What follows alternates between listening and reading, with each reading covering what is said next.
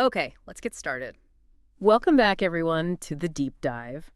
Our mission today, it's all about mastering really natural sounding English. We're giving you, well, kind of the ultimate shortcut by finishing up a language challenge we started. Today, we're focusing completely on the second half of the day, the evening and bedtime routines. Exactly. And this material, it's really set up for what's called shadowing practice. Hmm. If you're not familiar, shadowing is where you listen and then immediately repeat.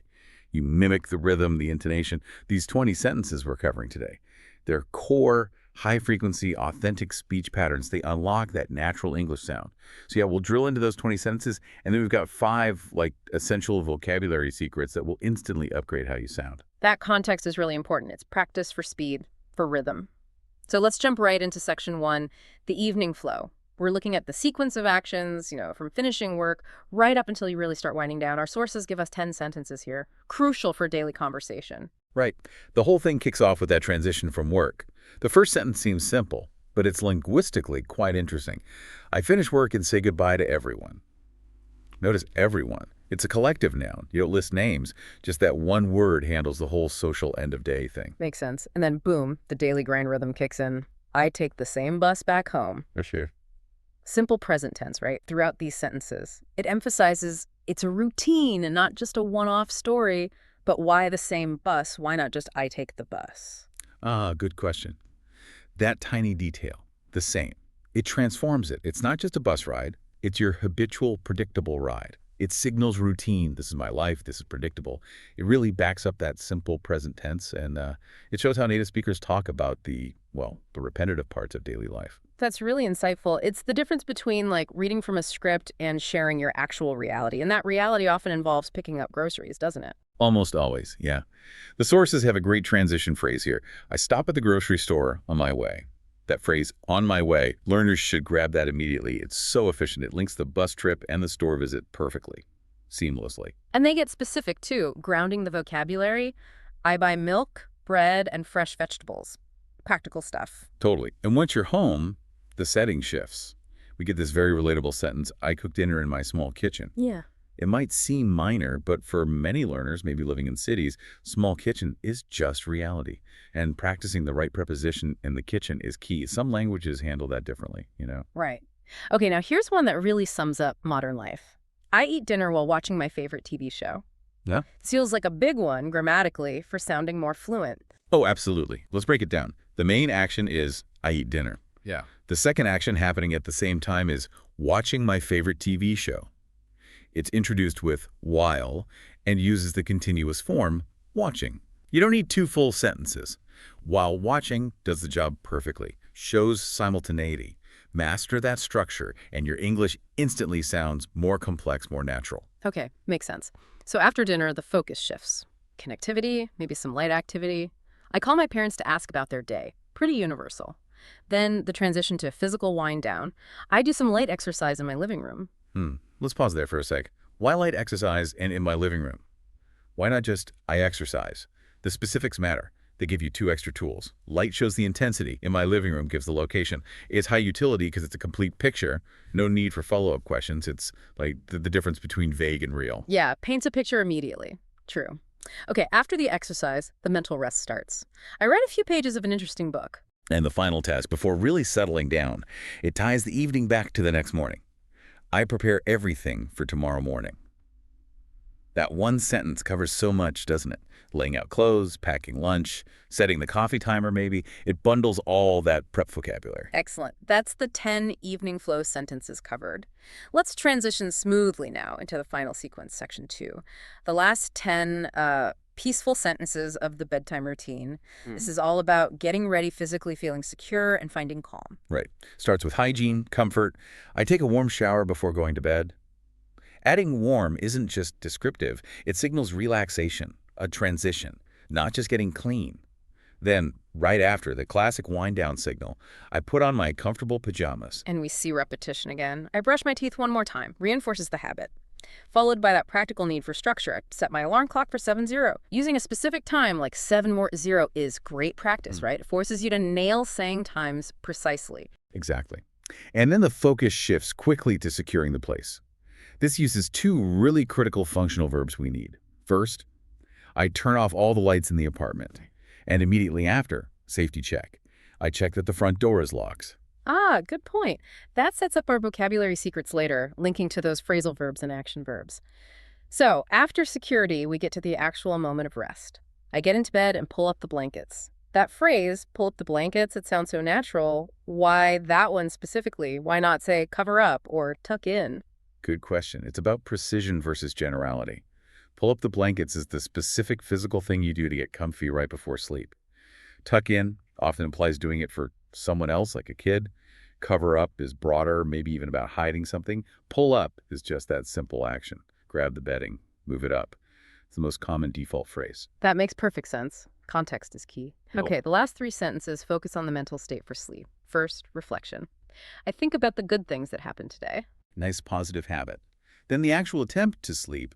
I close my eyes and try to fall asleep. And the final hope. I sleep peacefully until morning comes again. So those 20 sentences, if you really master them through shadowing, give you a solid foundation for that whole second half of the day. But as you said, the real gold for fluency isn't just reciting sentences, it's spotting those subtle word choices, the ones that separate a good learner from someone who sounds, well, native. Which brings us perfectly to section 3, the 5 vocabulary secrets for native fluency. We saved good time for this because, honestly, this is where the immediate value really lies for listeners. Yes, this is where we stop just learning sentences and start, dissecting the language for efficiency. Let's kick off with secret number 1. It's about time and precision. Okay, the sources say instead of just at 8:30, which is fine, you sound more polished, more native if you add sharp, so 8.3 sharp. But is sharp okay everywhere? What if I'm in a really formal meeting? Is it too casual? That's a fair question. Sharp is perfect for social stuff, standard business settings, anywhere you need to stress punctuality. Be here at 9.00 sharp. Very common. Now, if you're writing a legal contract, maybe you avoid it. But honestly, 99% of the time in conversation, sharp boosts your precision. It effectively replaces the slightly clunky exactly at. Okay, good clarification. Secret number 2 tackles basic object interaction, replacing the common verb take with something else. Right. We're encouraged to use grab. So I grab my keys instead of I take my keys. Grab implies it's quick, casual, no real thought or formality needed. You wake up, you grab a coffee, leaving the house, you grab your bag. It's about speed, efficiency, matches the pace of daily routines. But why is take considered clinky then? If I say I take my keys, people still understand, right? Oh, totally understood. No confusion there, but take can sometimes imply more deliberate action, maybe removing something carefully. I take my wallet out of my pocket. It's correct, but for those quick routine actions, keys, bag, phone grab is just the high-frequency default. Yeah. Using grab consistently for these things, that's a real marker of fluency. Got it. Moving to secret number 3. This one's about attention, especially with our phones. Instead of, I look at my phone, what's the preferred native phrase? It's check. I check my phone. This might be one of the most crucial substitutions, honestly. We interact with our phones so much. Defaulting to check for that quick glance, seeing notifications, the time it's essential. Look at implies more focus, sustained attention. Check is that quick verification. And most phone interactions are quick checks. So, yeah, check is the dominant verb here. Makes total sense. And secret number 4 zeroes in on electronics, machinery, reminding us to really master a specific pair of phrasal verbs. Absolutely critical. The secret is prioritizing turn on and turn off. We saw it earlier. I turn off all the lights.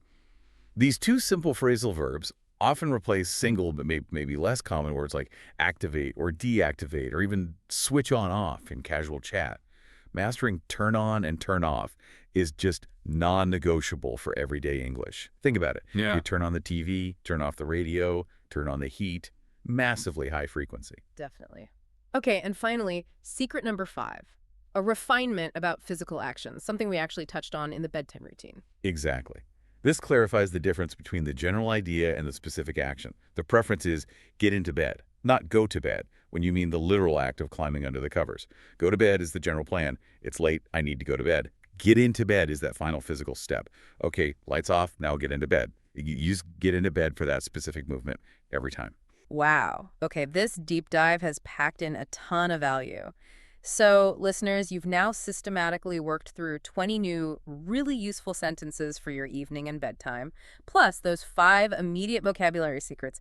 If you did part 1, you now have a 50-sentence script for a whole day's shadowing practice. Which brings up the important question, what next?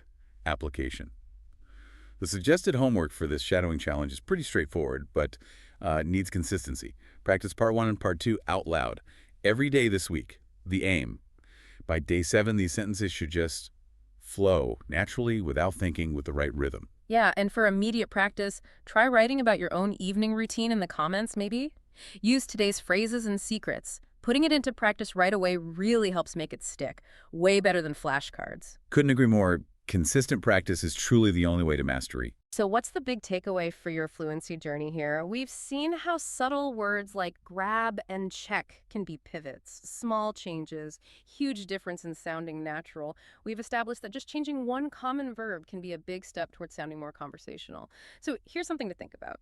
If these 5 verbs have such powerful natural alternatives, what other simple common verbs might be hiding similar natural substitutions? Substitutions that could unlock your next level of English fluency? And what daily habits are you still describing using maybe the slightly clunkier option, something to mull over as you, well, get into bed tonight?